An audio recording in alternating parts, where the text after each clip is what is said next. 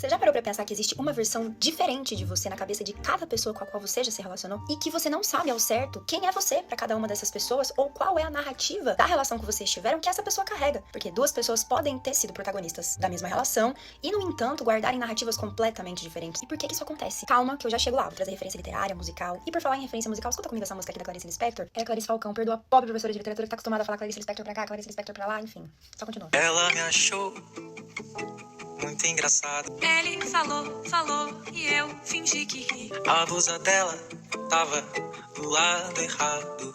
Ele adorou o jeito que eu me vesti.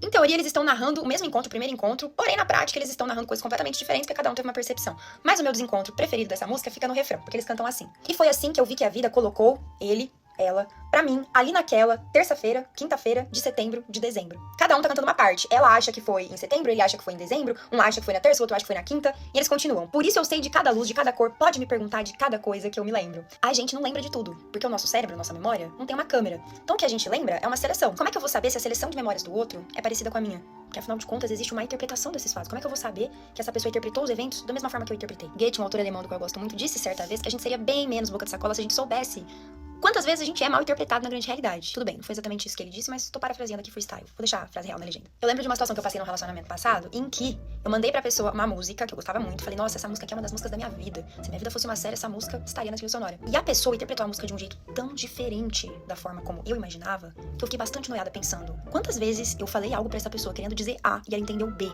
A música era aquela do Pato Fu que diz mais ou menos assim. Brigas que ganhei, tem um troféu. Como lembrança, pra casa eu levei. As brigas que perdi, esta sim, eu nunca esqueci. E aí a pessoa entendeu que eu estava dizendo que eu gostava de briga. Brigas que ganhei, as brigas que perdi. A pessoa entendeu que eu era, sei lá, maqueira. E eu disse, não, essas brigas são brigas internas. Essa música, ela fala sobre crise existencial, sobre essas coisas que a gente faz muitas vezes pra pertencer e depois percebe que a gente acabou só pertencendo ao ridículo. Não é maluco pensar que a música que eu escuto quando eu estou na coitadolândia pra chorar ali em posição fetal, mais inofensiva do que nunca, foi a mesma que essa pessoa interpretou como se eu estivesse entrando num ringue de luta, tal qual Rocky Balboa, ouvindo Eye of the Tiger.